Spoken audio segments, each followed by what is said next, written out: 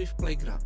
Swift Playground adalah aplikasi revolusioner untuk iPad dan juga Mac yang menghadirkan pembelajaran dan juga eksperimen dengan Swift menjadi semakin menyenangkan. Anda tidak percaya? Mari kita lihat cuplikan berikut ini. Nah, ini adalah tampilan dari sebuah perangkat iPad mini. Biasanya, aplikasi Swift Playground belum tersedia secara default di perangkat iPad. Anda bisa mendapatkannya dengan membuka aplikasi App Store, lalu pilih jendela search dan masukkan nama aplikasi yang Anda inginkan, yaitu adalah Swift Playground. Kemudian Anda bisa mendapatkannya dengan klik atau bertap tombol Get, atau jika seperti saya Anda sudah mendownloadnya, Anda bisa langsung open ya. Nah, di sini ini adalah tampilan home atau tampilan My Playground daripada aplikasi Swift Playground ini sendiri, teman-teman. Di mana seperti Anda bisa lihat, kita bisa mendapatkan beragam kode-kode baik yang bisa kita pelajari atau kita bisa langsung desain mulai dari nol ya. Nah, kita akan coba mulai dengan yang paling sederhana, yaitu Get Started with Code. Dalam Get Started with Code, kita bisa mempelajari dasar-dasar pemrograman dengan menggunakan kode sungguhan, di mana dalam prosesnya ini adalah seperti kita membuat sebuah resep ya teman-teman, di mana kita menggunakan resep untuk memandu kita menghasilkan kue atau masakan yang lezat, atau untuk merakit mainan ataupun lemari sesuai dengan petunjuk yang ada. Di mana sesudah kita mengikuti instruksi tersebut, harapannya ini akan menjadi masakan yang lezat atau akan menjadikan barang atau produk yang kita beli berfungsi sebagaimana mestinya.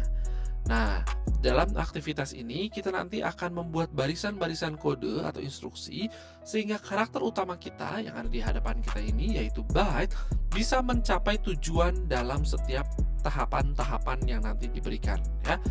Dan contoh pertama, kita akan mendapatkan perintah untuk maju ya dengan menggunakan move forward.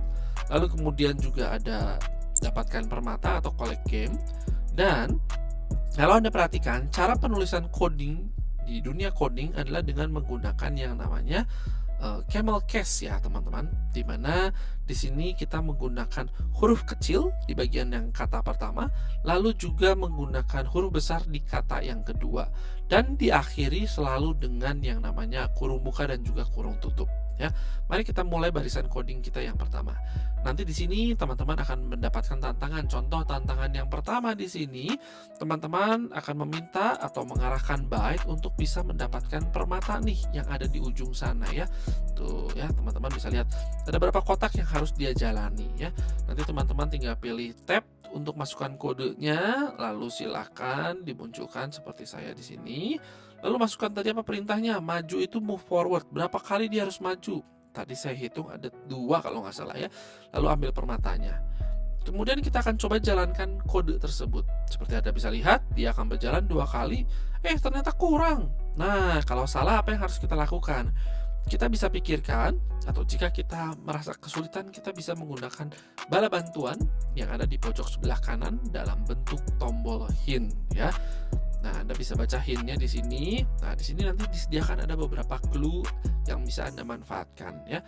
Jadi, tadi kita sudah hitung sama-sama ya teman-teman. Ternyata move forward-nya kurang nih.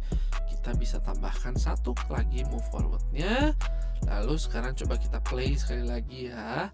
Apakah sekarang Byte akan sampai di tujuan dengan selamat? Mari kita lihat. Yeay, Byte sudah sampai. Nah, teman-teman, seperti Anda bisa lihat di sini, ini adalah contoh challenge yang pertama. Dan kalau Anda lihat di sini ada beragam challenge yang akan membantu Anda untuk mengenali dunia pemrograman atau dunia coding dengan cara yang sangat menyenangkan, yaitu bermain bersama dengan Byte itu sendiri. Seiring kemajuan Anda, maka konsep yang akan Anda hadapi nantinya akan semakin sulit, tapi itu akan membantu Anda untuk semakin siap untuk tidak hanya sekedar belajar, tapi juga menerapkan ilmu tersebut dalam proses dunia coding yang sebenarnya. Dan tidak hanya belajar sederhana seperti ini, kalau Anda perhatikan di bagian More Playground yang ada di bawah ini, kalau kita tap di bagian See All, kita juga bisa melihat galeri-galeri materi-materi yang sudah Apple persiapkan. Seperti contoh, kalau tadi sudah selesai misalkan dengan Get Started with Code, lalu kita mau belajar bikin halaman tentang diri saya, Anda bisa dapatkan di About Me ya. atau Anda mau belajar bagaimana sih caranya untuk mengatur layout pada sebuah aplikasi, atau bagaimana caranya mengorganisir dengan menggunakan grid ataupun lain-lain. Di sini ada begitu banyak template materi yang bisa Anda gunakan untuk belajar tentang dunia pemrograman dengan cara yang mudah dan tentunya menyenangkan. Nah, jadi tunggu apa lagi nih teman-teman? Kalau teman-teman sekarang di rumahnya sudah ada iPad mini ataupun perangkat iPad lainnya, ataupun jika teman-teman mempunyai perangkat Mac saat ini, baik iPad maupun Mac, versi-versi yang mendukung akan bisa menjalankan Swift Playground untuk Anda, buah hati Anda, ataupun keponakan Anda atau saudara Anda untuk belajar bagaimana caranya melakukan bahasa pemrograman. Dan jika Anda kesulitan, jangan khawatir. Apple juga sudah menyediakan di dalam aplikasi Book ada yang namanya panduan ya. Anda bisa pilih di bagian search ini. Panduan yang ingin saya bagikan kepada Anda namanya adalah Everyone Can Code ya.